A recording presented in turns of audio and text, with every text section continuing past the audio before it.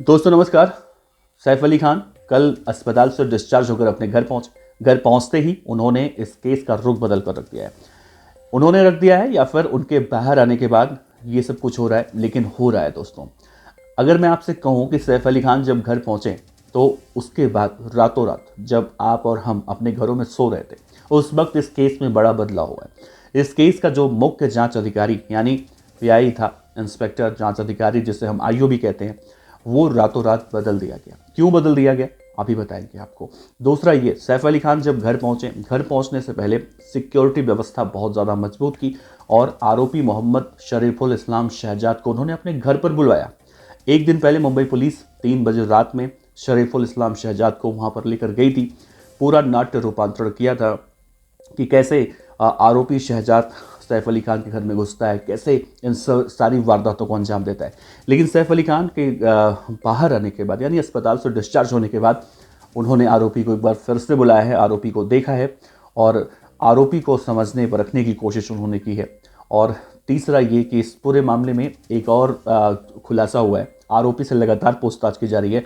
इसी पूछताछ में एक और व्यक्ति का नाम निकलकर सामने आया जो पश्चिम बंगाल की राजधानी कोलकाता का रहने वाला है, जो लगातार आरोपी शरीफुल इस्लाम शहजाद की मदद कर रहा था। तो इन सभी बातों पर चर्चा करेंगे दोस्तों, इस वीडियो के अंत तक बने रहिएगा। नमस्ते, मेरा नाम है देवनाथ पांडे और आप देख रही हैं BDF न्यूज़।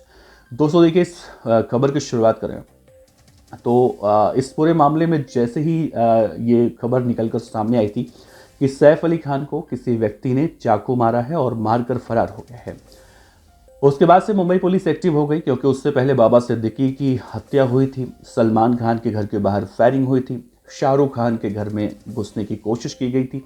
तो मुंबई पुलिस ने इस पूरे मामले को काफ़ी संजीदगी से लिया और करीब 35 टीमें बनाई गई। 50,000 पुलिस वाले रात दिन एक करके आरोपी को पकड़ने की कोशिश करने लगे। इस पूरे मामले में एक के बाद एक 3 संदिग्धों को पकड़ा गया, जिसमें तीसरा संदिग्ध यानी मोहम्मद शरीफुल इस्लाम शहजाद, जो मुंबई के पास ही एक जिला पड़ता है महाराष्ट्र का ठाणे से गिरफ्तार हुआ एक मजदूरों के कैंप में से। उसके बाद जो अलग अलग जानकारियां निकलकर सामने आई, कई धड़े आपस में लड़ते रहे कि ये वही आरोपी है, ये सैफ अली खान के घर में जो CCTV फुटेज में दिखता रहा। इन सभी सवालों जवाबों के बीच में अब सैफ अली खान कल बाहर आए तो इस पूरे केस में जो मेन जांच अधिकारी था, यानी हर किसी केस का एक आईओ होता है जिसे हम इन्वेस्टिगेशन ऑफिसर कहते हैं।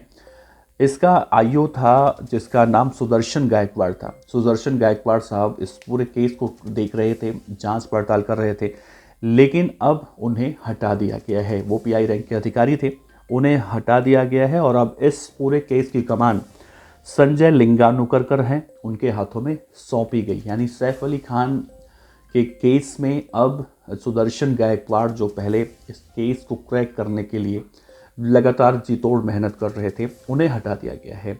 और जो दूसरे हैं जिन्हें सौंपा गया है, अजय लिंगानुकर, उन्हें इस पूरे केस की जिम्मेदारी सौंपी गई है।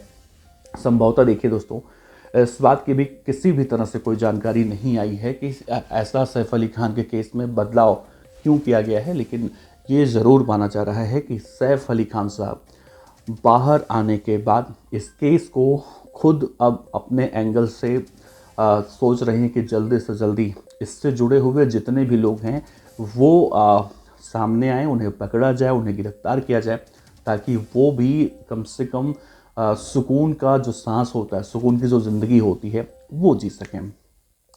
तो यही अभी तक जानकारी निकलकर सामने आ पाई है इस पूरे मामले में। दूसरा ये भी कहा जा रहा है कि आरोपी मोहम्मद शरीफुल शहजाद, जिसे एक दिन पहले मुंबई पुलिस रात में 3 बजे, यानी सोमवार और मंगलवार के बीच की जो दरमियानी रात थी, 3 बजे के आसपास, जिस दिन सैफ अली खान हॉस्पिटल से बाहर आए हैं, उसी रात में सैफ अली खान के घर पर आरोपी को मुंबई पुलिस ले गई थी और पूरे सीन को रिक्रिएट किया था। यानी क्राइम सीन पर उसे ले जाकर कैसे वो घुसा, कैसे उसने दीवार फांदा, कैसे वो पाइप के सहारे AC के डक्ट के रास्ते से सैफ अली खान के घर में घुसा, कैसे उसे नौकरानी मिली और कैसे उसने सैफ अली खान को चाकू मारा। यानी पुलिस एक एक जो घटनाएं का एक एक सिलसिला घटनाक्रम था, उससे अपने आंखों के सामने सब कुछ रिक्रिएट कराया ताकि पुलिस को ये समझने में या ये जानकारी हासिल करने में कोई मशक्क़त ना करनी पड़े। लेकिन फिर भी देखिए सब कुछ खत्म हो चुका था। लेकिन फिर भी कल रात में जब सैफ अली खान अपने घर पर वापस आ गए तो फिर से मुंबई पुलिस आरोपी मोहम्मद शरीफुल शहजाद को लेकर वहीं पर गई, यानी सतगुरु शरण अपार्टमेंट जहां पर सैफ अली खान रहते हैं। अब ऐसे में सवाल देखिए बन रहा है कि पुलिस देखिए आमतौर पर देखा जाता है कि किसी भी बड़ी घटना को जब अंजाम दिया जाता है तो हर बड़ी घटना छोटी घटना जो भी हो बाद में उसका सीन जो है रिक्रिएट कराया जाता है, जो बहुत ज़्यादा मामला हाईलाइट हो जाता है। तो ऐसे केस में देखने को मिला कि सैफ अली खान के केस में जब सीन रिक्रिएट हो चुका था, रिक्रिएशन का काम हो चुका था, तो दोबारा से करने की ज़रूरत क्या पड़ी।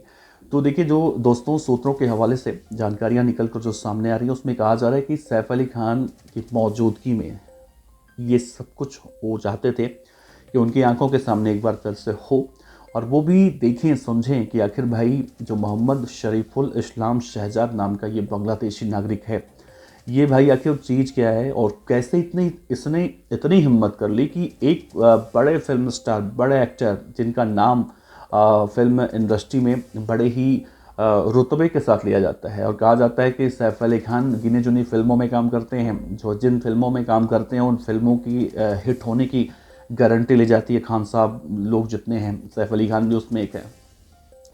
ऐसे में सैफ अली खान साहब अपनी मौजूदगी में ये सब कुछ देखना चाहते थे, और सिर्फ इसलिए नहीं कि वो बहुत बड़े आदमी हैं, बल्कि इसलिए क्योंकि उनके पूरे परिवार की ज़िंदगी का सवाल है। तो सबसे पहले इस पूरे मामले में सुदर्शन गायकवाड़ जो पीआई रैंक के अधिकारी हैं, आईओ इन्वेस्टिगेशन ऑफिसर, उन्हें हटा दिया गया है। दूसरा, इस पूरे मामले में अजय हैं एक जांच अधिकारी, उन्हें जिम्मेदारी सौंपी गई है। शायद अजय लिंगानकर जो उनका नाम है, वो इस पूरे केस को अच्छे से, या फिर सैफ अली खान के भरोसेमंद हो सकते हैं कि इस केस में वो अच्छे से इन्वेस्टिगेशन और करेंगे ताकि किसी भी तरह से कोई जानकारी छूटे ना। क्योंकि सैफ अली खान ने जितना इस पूरे घटनाक्रम में झेला है बहुत ही बारीकियों से, सोचिए जब आरोपी नौकरानी से बात कर रहा था, सैफ अली खान ने उसे पकड़ने की कोशिश की होगी। तैमूर, जय, उनका बेटा, पत्नी, बच्चे, जितने भी लोग थे घर में, सबको बचाने का पूरा बेड़ा उठाया। उस वक्त सैफ अली खान के ऊपर क्या गुजर रही होगी ये वही बता सकता है जो एक घर का जिम्मेदार है और जो अपने पूरे परिवार को प्यार करता है, मानता है, वही समझ सकता है। तो खैर सैफ अली खान का ये घटनाक्रम के पीछे जो दोबारा से सब कुछ किया जा रहा है या जितने भी बदलाव देखने को मिल रहे हैं उसमें ये बातें हो सकती हैं, और इन बातों को प्रमुखता से देखा जा रहा है। दूसरा ये कि इस पूरे मामले में दोस्तों देखिए एक और खुलासा हुआ है। कहा जा रहा है कि आरोपी से पुलिस लगातार पूछताछ तो कर रही है, लेकिन आरोपी के पास एक मोबाइल फ़ोन बरामद हुआ है, और इस मोबाइल फ़ोन में एक सिम भी निकला है जो पश्चिम बंगाल की राजधानी कोलकाता में रहने वाले एक व्यक्ति जिसका नाम है खुबू मोनी जहांगीर शेख, इसके नाम पर वो सिम कार्ड रजिस्टर्ड है।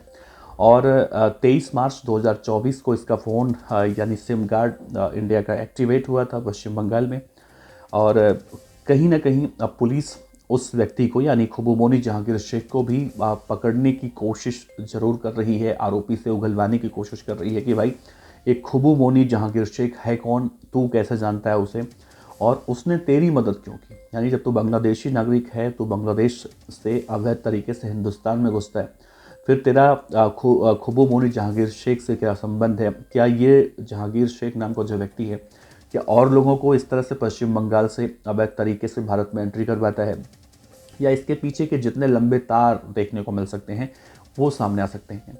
दूसरा ये भी कहा जा रहा है कि इसके मोबाइल फ़ोन से ऐसे कई दस्तावेज भी बरामद हुए हैं मुंबई पुलिस को, जो इसके बांग्लादेशी होने के पूरे सबूत पेश कर रहे हैं।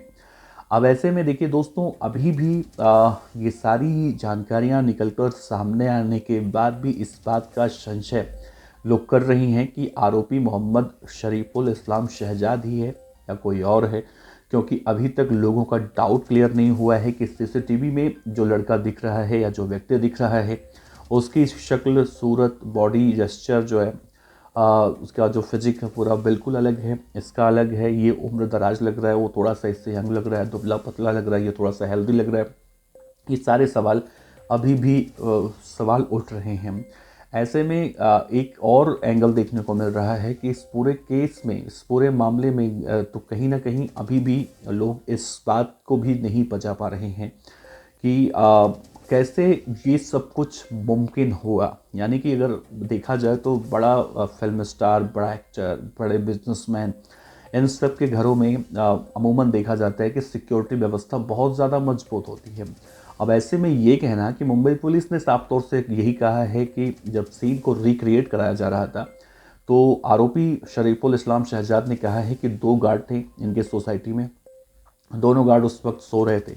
ये गार्डों को सोता देख मेन गेट से एंटर मारता है और बड़े ही आसानी से सीसीटीवी से बचते हुए अंदर पहुंच जाता है। अब सोचिए, मैं जहाँ पे रहता हूँ, आप जहाँ पर रहते हैं, आप और हम जहाँ रहते हैं, हमारे और आपके सोसाइटी में भी, हमारे और आपके सेक्टर में भी, जहाँ भी हम रहते हैं, वहाँ भी सुरक्षा के नाम पर कम से कम 8 से 10 गार्ड तो रहते ही होंगे जो दिन और रात में अपने हिसाब से शिफ्ट चेंज करते हैं।